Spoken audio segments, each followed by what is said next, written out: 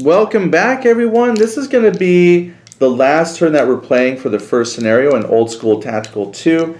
Things are looking very interesting on the battlefield. If I just give a quick flyover and refresh where we're at.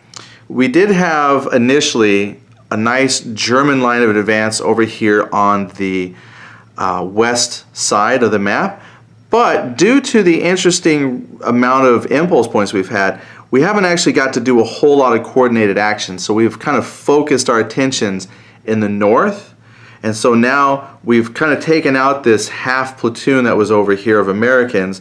The leader's trying to bug out and maybe go join someone else. And then that rolling, this German squad has just been rolling through things. It's got two full-strength squads with an attached light machine gun, and they are just rolling through, unstoppable, if you will. Then we kind of had the opposite over here. This American half platoon has been very good combat effective-wise, but we had to break them up because, again, a low amount of impulse points we've had hasn't allowed the Americans a lot of opportunities for coordinated movement. And so they've had to break this platoon up just to get someone down here to defend this objective or possibly take it back. We've suffered some setbacks down here in the south. This, I'm trying to get rid of the glare. They lost a crew-served medium machine gun, and we still have a nice reinforced Pioneer squad coming up with a grenade bundle and a smoke laying capability, but we haven't needed them. They've just been down there hanging out. And then again, we had some squads down here. It's just there's not been a whole lot of activity. Low impulse points makes for a quicker game, but it really gets you thinking about what am I going to do to best utilize those points. So we're going to go ahead and start that last turn. We started up at turn 5, now we're down to turn 1. We're rolling initiative. Normally you advance the turn marker first, but I want to see who has initiative when I move the turn marker. So I'm rolling 9 for the American player, 6 for the Germans. So the Americans have retained initiative for most of this game. However, they haven't really been able to capitalize on it. They've taken a big beating. But as we go down here to the last turn, they're going to keep the initiative. Now we're going to roll for impulse points. I'm not sure if you prefer me just moving the camera or turning the camera off and then bam, what you need is there. So far the Americans are going to have 1 dice 6 impulse points plus 2 because they lost 1 due to casualties. So they roll a 2, add 2, so that's 4 impulse points. That's kind of been the average this game. German player gets 7 impulse points. I think they had that. I think at the beginning of the first turn there was like 9 impulse points for the Germans, 8 for the Americans, but it's been kind of downhill. But now the Germans, confident in their ability to seize and take this last objective, they are on a big push. Now, in the turn sequence though, we have coming up, we took reinforcements, attached leader's weapon, smoke canister, the free rally roll. Oh, I guess I should have left the camera over at the rolling box. Let me just bring that back real quick. Now we have to roll a 7 to clear a shaken. 7. Oh, that's lucky because that's a 6. So I'm actually going to take the shaken off over there. So that squad, they shook it off. Shake it off. I shake it off. So what are we going to do? Well, let me tell you what we're going to do. I'm actually, well, I got 4 impulse points. So, boy, what I'm thinking of doing, as I look up here, I'm actually going to have this squad attack. Now, they're going to shoot through this bocage. Bocage, we've learned, you got to kind of be adjacent to shoot through it because it's just a very thick, dense wood, earth, vegetation, whatever. It's a huge natural wall. It sucks, apparently. So when I shoot through it, the defender gets +2. But I remember something. When we first started the game, we drew these luck cards. I actually got some extra grenades. So your unit has extra grenades for use in any single attack on an adjacent enemy soft target. Add +3 to the firepower of your attack. May be used by any good order squad reduced squad. Hey, look, I got a good order squad. They're not reduced. They could use it even if they were reduced. But they're going to add +3 to their firepower. So I'm going to take this card and set it aside. That's been used. Remember I said the luck card, if leveraged well, could decide the outcome of a game? This might be that time because I'm adding 3 firepower. So I've got 1 firepower for the BAR, 4 firepower for the squad, plus 3 firepower for my cards. That puts me at an 8 right now for firepower. Then I also get +1 firepower for being adjacent to my target. So that's a 9 firepower. So I gotta remember that, 9. The German defenders get +2 because of the bocage.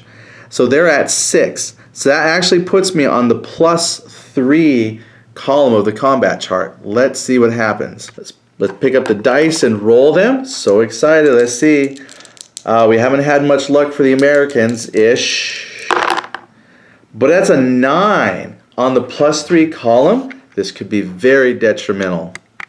Okay, so I've got the 9 over here. I'm just going to run it across. What did I say? +3? +3 column. It's casualty, possibly broken. Let's see if they break.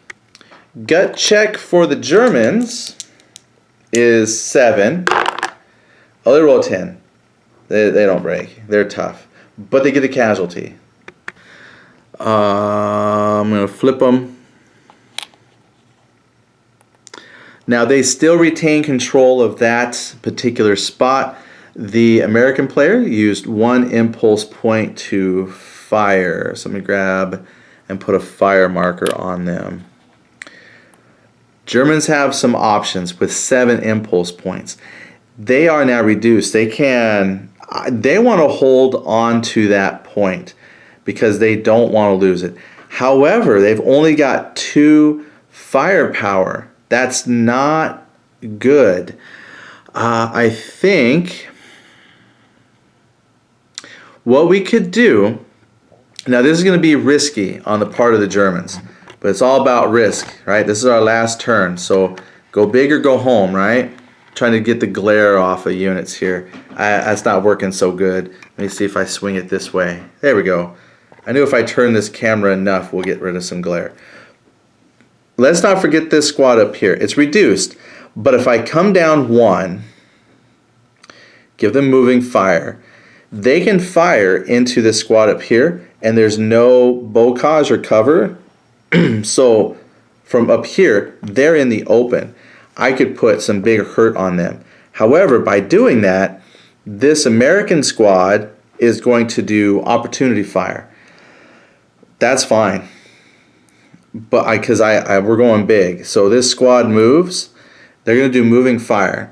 Excuse me. So they're going to get a move marker when this is done. So that's my 1 impulse point. This American player is going to spend an impulse point to opportunity fire. So I'm going to put a reminder that they're firing. Now, opportunity fire wise, it's just a squad. They have no attached weapons. They do get +1 on the die roll because of the leader, and yeah, well, they're in the open. I wonder if I had moved into the woods. Then there'd be some protection. Then you're adjacent. Oh, boy. I tell you what. Let's just go with what we got there. So that's 4 firepower against 4 defense out in the open. So that's on the 0 column. So let's see what happens to the American roll for opportunity fire. Here comes American opportunity fire roll. It's a grand total of 6 plus 1 is 7 on the 0 column. There's a result there. So if I go 7 and swing it across to the 0, possibly shaken. Now the Germans have a pretty good gut. It's just 7. Oh, and it's a 6. They finally fail by 1. Oh, well, it's shaken. All right, I've added their shaken, so they get fired. Now, it does say if a squad gets shaken, broken, casualties, they stop moving. But it doesn't say they can't fire. But I am going to apply the half firepower. So maybe moving into the woods would have been better. That roll probably would have been different. Possibly things would have been different if I moved them into the woods. We just thought we would swing down, shoot. So now that means I've got, instead of having 4 firepower, we now actually have 2 firepower, and they have 4 defense. So we're on the -2 column, and I've got to roll 2 dice.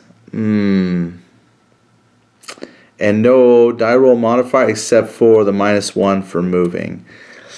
Yikes, let's see what happens. Okay, we roll. Wow, actually, we rolled really well. So an 11 -1 is 10. I'm good at some math. So that's going to be, what did I say that was? -2 column. Hold on. That's still a casualty, though. That still puts some casualties on the American player. Oh, man.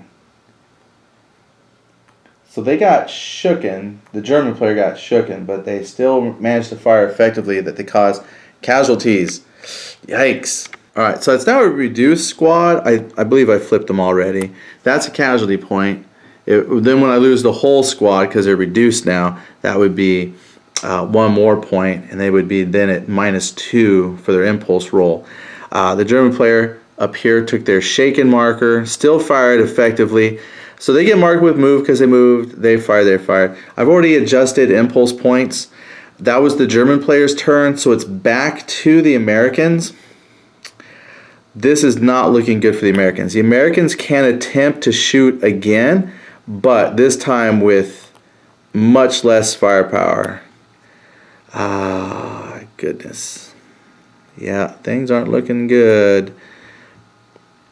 What I could do is move my leader squad down. I might subject them to possible opportunity fire, but I might want to move my leader squad down and engage in melee at this point, because I've only got a couple impulse points left and he's already taken an action. What I could do is fire and maybe shake them up a little bit, but they're going to have only 3 firepower and they'll have 6 defense. That'd be the -3 column. I would have to roll really well. I am adjacent, so that would give me +1 firepower. So that's 4 firepower. So I'd be on the -2 column. Let's do that. I'm going to see if I can fire, and if I can shake them, reduce them, break them, something, then they can come down on their next impulse point. That's what we're going to do. So we're going to fire. So we already know that that's, let's see here, 4 firepower, 1 for the BAR, 2 for them, +1 for being adjacent. They have 6 defense. So we're on the -2 column. Let's see what happens. Good luck. I'm going to spend that impulse point to make it happen. Let's see if I can roll an 11. Making sure there was no die roll modifier I wasn't thinking of. They're not moving fire, so there's no penalty, no leaders attached. So it's just that being adjacent +1 firepower. So yeah, we're on the -2 column. Oh, what? Let's see how that looks on the chart. Nice. So, boy, that was the -2 column, right? Because I've got 4 firepower total. The Germans have 6 defense total. So it is a 12. That's a casualty and a broke. What? Oof. All right. So because that's a casualty and that's a a reduced squad, they are gone. So I'm going to put them on their destroyed unit. Because that was a reduction, that's just 1 more casualty point for them. They're only at 4 casualty points right now, so they're not doing too bad. And they retain control of the marker, because I've actually got to get people in there now. Wow. All right. That still doesn't bode well for the Americans, because the Germans still have 6 impulse points. They have a lot of maneuverability left on the board, and the Americans have 1 impulse point, which means I could rush 1 of 2 squads up. The thing is, down here, this is gone. I have a feeling I'm going to use my impulse points and destroy this group, and then I can just walk down here and take that. I think the Germans are going to come away with a victory on this. Never count out the Americans, but again, I still have a lot of maneuverability for the Germans here on the board. But we'll see. We're going to play this out. So it is the German player's turn. What we're going to do is, I don't want to move because I don't want to subject them to opportunity fire yet. I was thinking about moving down and get close enough. 1, 2, 3, 4. Here's what we're going to do. The German player, seeing an opportunity to take the game right here, is going to use his unstoppable card. Any single unit may take 2 actions in a row. The enemy may not use opportunity fire on the unit using this card in the course of these 2 actions. So this is a single unit. Now, I'm thinking of taking the squad with the machine gun. I'm going to have them move up here, move and fire, and if they don't eliminate, they could then enter melee or shoot again. But here's the thing, the card says they can't use opportunity fire. So this is like a free opportunity for them. See, so this is where it hurts me having this leader attached to this squad, because he's going to stay behind in the hex. He won't be able to give leadership bonus. So these guys are kind of on their own. So 1, 2, 3, 4 movement points. Okay, we'll put them right back. Now they have 6 firepower plus 1 firepower for being adjacent to the target. So that gives them 7 firepower. The American unit has 4 defense. So that puts us on the +3 column. Because it's moving fire, the Germans are going to have -1 to their die roll. But it's still really in their advantage. 7 minus 4. Yeah, they're on the +3 column. So let's roll the dice and see what happens. Alright, let's see if they can get a repeat of an 11 or 12. Ooh. 3, it's a 2. That's a total whiff. Now for the second action. I thought about this for a moment. I'm not going to shoot because I don't want to roll, snake eyes again or anything like that. And then if I only shake or break the unit but don't actually remove them, then I would have to bring another squad down and try to kick them out. I have the movement or the impulse points to do that, but I thought what I could do to really just secure the victory, and I really think this would secure the victory, is we're just going to hop into melee. So we're going to go ahead and pop them in. The problem is, by doing this now, that locks that hex out for reinforcements, shooting into it and whatnot. So I think what I might do, well, I got to do a second action. Okay, we'll shoot again, because I can bring another, I got another squad I could, let's see, 4, but they can't move again to initiate melee. I'm going to have to do it now. I think I'm going to have to do, boy, now, okay, this is tough. I played that card so I could move down there, not get opportunity fire. So here's some thinking. Hear this out. If I move in, which I'm thinking of doing, that's kind of why I brought them down, is this hex is locked. I can do all my impulse stuff with all my other German units, and then on the turn tracker, once the play is done, then you go and resolve all the melee. So it's quite possible that at the end of the game, I just have some squads sitting here watching the melee unfold, and then when the turn's done, that's it, because this is the last turn.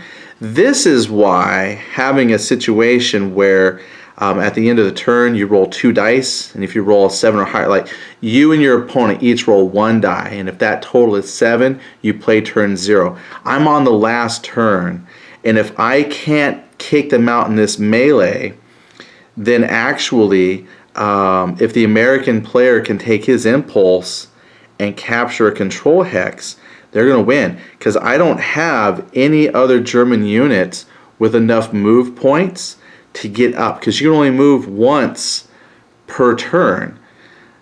So this is it. I don't have enough movement points to bring any other, like I said, I either have to shoot from where I was. Where was I? Adjacent, right? Yeah, I think it was adjacent. I'm going to have to shoot here and actually destroy them. But the last time they shot, they rolled really low. So like their best odds, because I got to get a casualty. I got to get a C result or an X. So what's my firepower? It's 6. It's 7 for being adjacent. And yeah, because I think they're rolling on the +3. So on the +3, I need to roll at a minimum. I got to roll a 7. You know what? They've done it before, and there's no penalty because they're not moving. I tell you what, for the game, you know what? It still isn't the game because I still can't get anybody to move on there. Oh my goodness. I think the Americans took it. I have to melee. I'm going to have to melee because if I do destroy this unit, I got nobody that can move in because all of the surrounding terrain takes multiple movement points. Oh my goodness. All right, we're going to do a melee. Just plugged in the power cord. I forgot to charge this up last night, so I've been trying to keep this charged, but I just got the power cord, so I'm going to do my best not to knock out the power cord and mess stuff up. But just reflecting on the thoughts that I have, because we've had so few impulse points throughout the earlier stage of the game, leading into this turn, since you only move once, and I have bocages to cross or go around, or wheat fields. What's the movement of a wheat field? Wheat field, I'm looking at my chart. It's one movement point. So I've actually got the squad I brought on earlier. Let's see if I go 1, 2, 3, 4. 1, 2, 3, 4. See, I just cannot reach it. So even if I bring in that fresh, they get one move. I would need that turn 0. Wow, okay, so just take a moment before we go into melee and see if I can route the Americans from there. This is an example of a down-to-the-wire game that this game produces. So instead of saying you've got, 5 turns only, we started with 5 turns. And this is, I've played many games where I've said to myself or my opponent, it's like, I wish I had one more turn. If I had one more turn, I would have been able to pull this off. We've hit that moment. The American player was able to miraculously kind of hold off some assaults, poor decisions, whatever, but those impulse points prevented me from really moving my troops. We spent possibly, I think, too much time trying to exchange gunfire that the German player just wasn't able to charge. I tried to charge in a couple spots and it was bad. I should have maybe moved more troops. There's shoulda, shouldas, but those low impulse point rolls I think really hurt. Amazing, and I'm seeing it play out right here because I have no German troops with enough move points to hit this area if I was to remove that unit, because once you move, that's it. So I'm going to have to melee. If I take that American unit out, then I'll be able to hold on to that hex and then we win. Well, the Germans win. So that's what we're going to do. We have to do a melee. Now that would knock out, like I got to put a melee marker on here. Let me see if I can find my melee marker. Because melee comes after the impulse point phase. That's like the last thing you do. I'm going to put a little melee marker on there. And that is a good reminder that this hex is done. I'm not going to read all of the melee rules, but essentially you're looking at a situation where you can't move anything else in on this turn. If this melee goes into the next turn, then yes, during the play phase you could add more things to it. Again, you have to recognize your stack limits. a 1 leader, 2 squads, and their corresponding support weapons.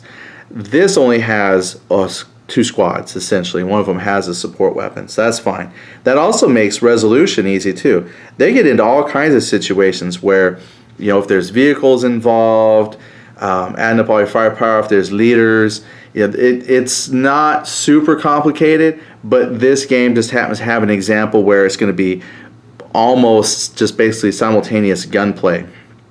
All right, now what I'm going to do is the American player, because that's that German player's turn. He spent his impulse point and his luck card to charge down here. Wow, I spent so much time on the drama of that. To me, this is dramatic. Makes me feel like Band of Brothers or something watching on TV. But what I got up here, though, I still have to get control of this hex. I'm going to rush the Americans down here that I've got, because they fired. They haven't moved.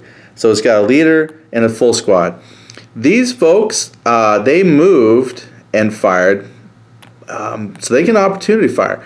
But it won't be very good opportunity fire, because they took a shaken result. They have basically 1 firepower plus their machine gun. Well, let's see if I can even get down here, because if I take any kind of shaken, I gotta stop. So here we go. We're moving. So even this is an important play right here. They are moving. So these guys are going to opportunity fire, which is going to use them up. So I'm going to spin their 1 impulse point to opportunity fire. Again, he's got half firepower because he's shaken. It's already at a 2. So that's 1 point plus 2 for his light machine gun. So that's 3 firepower. And I've got 4 defense. So they're going to be rolling on the -1 column. Once again, I feel like this is a make it or break it roll. All right, here you go, German player. You're on the, what did I say, -1 column? That's important. 4 defense, yeah, because he's got 3 firepower. Oh my goodness. And there it is, a 10. Holy smokes. Let's see what happens. All right, so that's a 10. Unmodified 10. Wow, they rolled good. Casualty and shaken. Well, let's see if they shake. Oh yeah, let me make the roll here, see if they're shaking. And they're shaken. Ah, so they take casualties and are shaken. Okay, let's take a look at the cardboard. Okay, so I'm going to put this used because that's the second action here. They were moving. They had fired and they were moving, so they're going to use, because now they stopped because they took a casualty. Now also, because it's a casualty, and I forgot, that's the attached leader, the leader has to make a casualty check as well. And the little chart says if there's a casualty, roll a 1 and the leader is destroyed. So let's just take a look here. I'm trying to roll it on the table. Oh look what I rolled, a 1. So the leader is dead. Uh-oh. Let me tell you why that's bad. That's bad for a couple of reasons. 1, they lose a leader, so no dice bonuses for rolling or groups. But that now gives me 10 casualty points, which means I get -2 impulse on the dice roll. I was fine, last turn. Woo, okay. And they have to stop moving. So they're stuck now in the open. They can't reach this control hex. So they're done there. So that was the last impulse point that I had for the Americans. Then the German player has some impulse points they could do. So what we're going to do is just really quickly use up some impulse points here. Right now the action, hard to say, because I'm still thinking, because normally the game, like I said, there's potential of a turn 0, which we're not going to do. So I'm just going to move some Germans up here. Attached leaders, so 1, 2, 3, 4. So that would be impulse point for the Germans. 1, 2, 3, 4. Impulse point. We're going to go up 1, 2, 3, 4.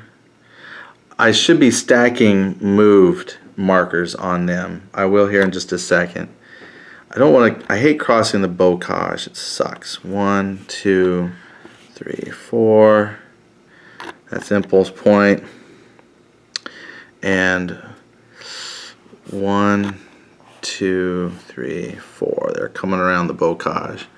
All right, I'm going to put, now they deserve move markers. We're not going to move because I know they moved. Now I will say this, I did think of something here, because someone is, in my mind, I know somebody will look at this and go, well, Eddie, how about this? Why didn't you do this earlier? When you had your Germans here, you still could have fired, right? Instead of moving into melee to try and do the melee and take the hex, you could have fired. And that would have put them as used. And then, but so that would put, because at first I was thinking, well, you know, if I had moved and not fired, like if I just moved up to them, I could have done an assault move and still moved. Yeah, no, this is still the best. Assault move wouldn't have helped in this situation because I had already had moved. See, assault fire lets you move again. It's just that you can only move pretty much into the adjacent hex to initiate melee, pretty much. So even though I had moved here, yeah, I still would have to do melee. I just had a card that let me do 2 actions. So I would have fired. But see, if I fired, then they would have been used because I'm using 2 actions. So yeah, I'm still ending up in melee. Never mind, I'm still in melee. I was thinking I could have shot, but if I had shot and hadn't destroyed the unit, that would have been 2 actions and I couldn't have moved anyway. But since I'm moved, my one more action is assault move. So I guess I did assault move in there. I assault moved. That's what I did. So we had to pop in there for melee. That's why we're there. We did an assault move. Okay. Well, let's do the melee. Yeah, shoot. I was just trying to think out different things I could have done different for that German squad. But honestly, I think that's it. That's the only option I really got. All right, so to do melee, you would tally up the entire defense and entire firepower of each side. Do your, basically like a fire attack. It's just that it's simultaneous. So there's a chance that with these 2 squads, they could wipe each other out. The advantage is still with the, oh, I'm going to move them back because I moved them for a second. The advantage is still with the German player because he has a nice full squad. I would have to get an X on the American roll, which is pretty unlikely with only 2 firepower. So basically, the Americans had 2 firepower, 4 defense. Now, you actually get to add +2 firepower in melee. So they actually have 4 firepower against 4 defense. Though the Americans will roll on the 0 column. Then the German player actually has 8 firepower, and they're going to roll on the +4 column. So let's do the American player first and see what happens, then roll for the German player. All right, so the American player rolls a 7. And what did I say? They're on the 0 column? Well, that gives a possible shaken. Gut check for Germans is 7. Oh, easily. I don't think the Germans have failed a gut check yet on this one. So no problem for the German player. But now the German player rolls, and they're on the +4 column. And they roll an 8. All right, let's see what that looks like on the chart, because I'm sure that's a doozy. All right, so I'm going to move the 8 along. Ding. Casualty, possibly shaken. Okay, so that reduced squad, casualty, that gets rid of it. So they're gone. Thanks for playing. Now, because that was a reduced squad, that's 1 more casualty point for the Americans. So they're up to 11 casualty points. The German player successfully captures the control point. And I adjust victory points. So the American player has 0 victory points. German player has 6 victory points. They have 3 control points, 2 victory points each. So they've got it. I had a control point over here. Oh, the German player brought his control point with him. You don't need to bring that with you, just your squad. So off camera, I was thinking through possible situations for that last spot. And honestly, I think that honestly was the best option I had. Because Unstoppable let me move part of that squad down. 1, 2, 3, 4. We were over here somewhere. So I got to move up close. They were adjacent. They got to shoot. Well, they did a moving fire. Rolled really bad. And when they used their second action, again, all those situations were the same. If they had fired and caused casualties, that would have been 2 actions. They couldn't have moved again because they were done. So I honestly think that the assault move they did here at the end to initiate melee was the best option. And actually, that turned out in their favor really, really well. So at the end of the game, at first I thought the American player had just barely come away with a victory. Turns out, yeah, I was completely wrong. The German player just kind of wiped through. That tells me I probably didn't play this scenario very well. Because I have a feeling, this doesn't tell me how it played out in real life. This is probably just a fictional scenario based on the overall D-Day invasion and all the troops coming in. So, yeah, that's how that played. Actually, that was pretty exciting. I got excited there for a moment because I just thought possibly the Americans had just come away barely with a victory. However, losing the melee and taking a casualty which stopped the advance there to recapture that point, I almost had 4 victory points to 3. Again, it would have been a narrow victory for the Germans, but this just made it a solid victory. That's good. I tried to explain my thoughts and reasonings on here. Again, when you play by yourself and you're trying to play fair both sides, it's a little challenging, but I hopefully explained things. I'm pretty sure we could have done things a lot differently, had I had a human player opponent. But that's what we came out with. So I hope you enjoyed that. I'll probably play again. I'm going to try and get some other games up. We're going to do some Tiny Battle games and put that to the Tiny Battle YouTube channel. So this is all going on the Flying Pig YouTube channel for playing Flying Pig games, and then I'll add content over to the Tiny Battle Publishing. I just wanted to test out the Flying Pig YouTube channel first, get some content up, and then we can start filling some stuff out to the Tiny Battle Publishing channel. So if you have some games in mind that you'd like to see, let me know and I'll try and play them out. But this was thoroughly enjoyable, and I really appreciate folks taking the time to watch this. But if you see rules problems, because again, when I play by myself, it's really easy for me to get rules confused amongst all the Flying Pig and Tiny Battle games I'm trying to keep stuck in my head. So if you see some rules mistakes or need some clarifications, please ask. Or if you have some other strategy tips like, wow, why did you do that? Why didn't you do this? Those are fun to explain too. So I hope you enjoyed this, and we'll talk to you later. Thank you. Bye.